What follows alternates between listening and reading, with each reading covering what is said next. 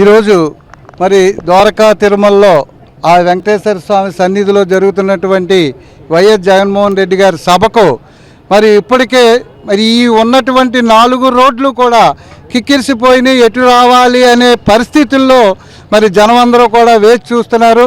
అంటే దాని ప్రభావం ఇప్పుడు జరుగుతున్నటువంటి తెలుగుదేశం పార్టీ చేస్తున్నటువంటి అరాచకాలు, ఆ అకృత్యాలని దృష్టిలో పెట్టుకుని స్వచ్ఛందంగా ప్రజలందరూ కూడా జగన్మోహన్ రెడ్డి గారి నాయకత్వంలోనే మన పేద ప్రజలకు న్యాయం జరుగుద్దనే ఉద్దేశంతో కూడా ఉవ్వెత్తున రాబోతున్నారు. మరి మా అంచనాలకు మించి మేము 50,000 జనాభా ఎస్టిమేషన్ అనుకుంటే మా అంచనాలకు మించి 4 రోడ్ల నుంచి కూడా వస్తున్నటువంటి పరిస్థితి చూస్తుంటే ఈ యొక్క సభ కంట్రోల్ అవుద్దా? మా అధ్యక్షుడు జగన్మోహన్ రెడ్డి గారు మరి సభా ప్రాంగణం దాకా రాగలరా అనే పరిస్థితి మాకు భయభ్రాంతులు చేసే పరిస్థితిలాగా అనిపిస్తూ ఉంది.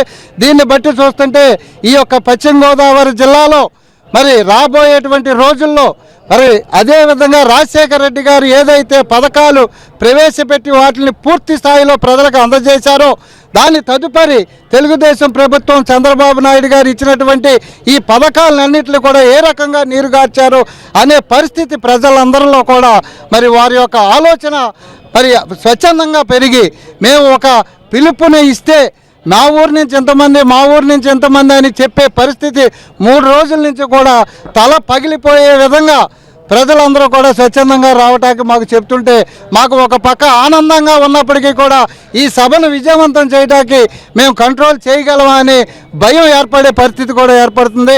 ఏదైనా రాబోయే రోజుల్లో మరి వైఎస్ జగన్మోహన్ రెడ్డి గారు మరి ఆయన పార్టీ తరఫున విజయ సంకేతాలు ఈరోజే ద్వారకా తిరుమలలో మనం అందరం చూడబోతున్నాం అనేది తథ్యం.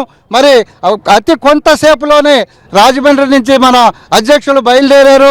4 గంటలకల్లా ఈ సభా ప్రాంగణంకు వచ్చి మరి ద్వారకా సన్నిధిని ఆయన దర్శించుకొని ఈ సభా ప్రాంగణంకు రావటం జరుగుతుంది.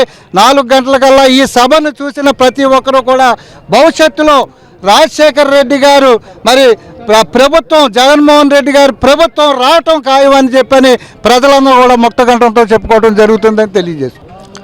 నిస్సందేహంగా రాబోయే ఎలక్షన్లో పశ్చిమ గోదావరి జిల్లాలో ఉన్న 15 సీట్లు కూడా ఫుల్ స్వీప్ చేస్తారు వైఎస్ఆర్ కాంగ్రెస్ పార్టీ.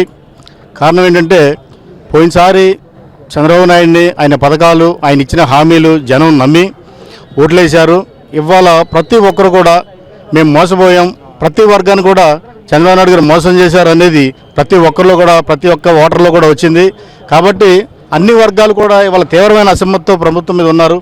రాబోయే ఎలక్షన్లో పశ్చిమ గోదావరి జిల్లాలో ఉన్న 15 సీట్లలో కూడా వైఎస్ఆర్ కాంగ్రెస్ పార్టీ జెండా ఎగురుతుందని అనడంలో ఎట్టి అనుమానం లేదు.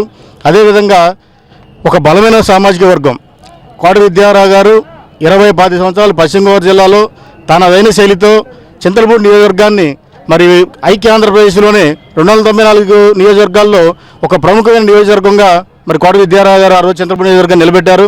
అదేవిధంగా ఆయనకు ఉన్నటువంటి వర్గం కానివ్వండి, ఆయనకున్న అభిమానం కానివ్వండి, ఈరోజు వైఎస్ఆర్ కాంగ్రెస్ పార్టీకి వారంతా కూడా ఏకదన్నుగా నిలిచి కేవలం జగన్మోహన్ రెడ్డిని ముఖ్యమంత్రిని చేయడమే వాళ్ళ యొక్క ధ్యేయంగా ఇవాళ పనిచేయడం జరుగుతుంది. కాబట్టి ఒక బలమైన సామాజిక వర్గం ఇవాళ జగన్మోహన్ రెడ్డి గారి నాయకత్వానికి మద్దతు ఇవ్వడం ద్వారా పశ్చిమ గోదావరి జిల్లాలో నిరభ్యంతరంగా వైఎస్ఆర్ కాంగ్రెస్ పార్టీ బలం పెరుగుతుంది అనుకోవడంలో ఎట్టి అనుమానం లేదు.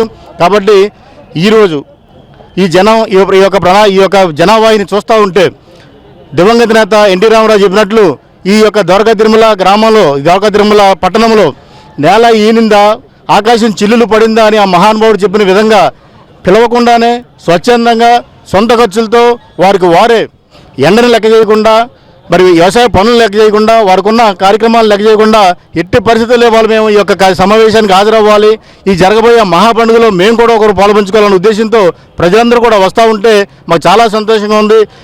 మేము వీళ్ళందరం చూస్తూ ఉంటే మాకు చాలా ధైర్యం, మాకు చాలా భరోసా అనిపిస్తూ ఉంది. రాబోయే రోజుల్లో పశ్చిమ గోదావరి జిల్లాలో 15 సీట్లు కూడా జగన్మోహన్ రెడ్డి గారిని గెలిపిస్తూ ఉండడంలో ఎట్టి అభ్యంతరం లేదు. కాబట్టి ఈ అవకాశం ఇచ్చినందుకు మీకు అందరికీ కూడా నాకు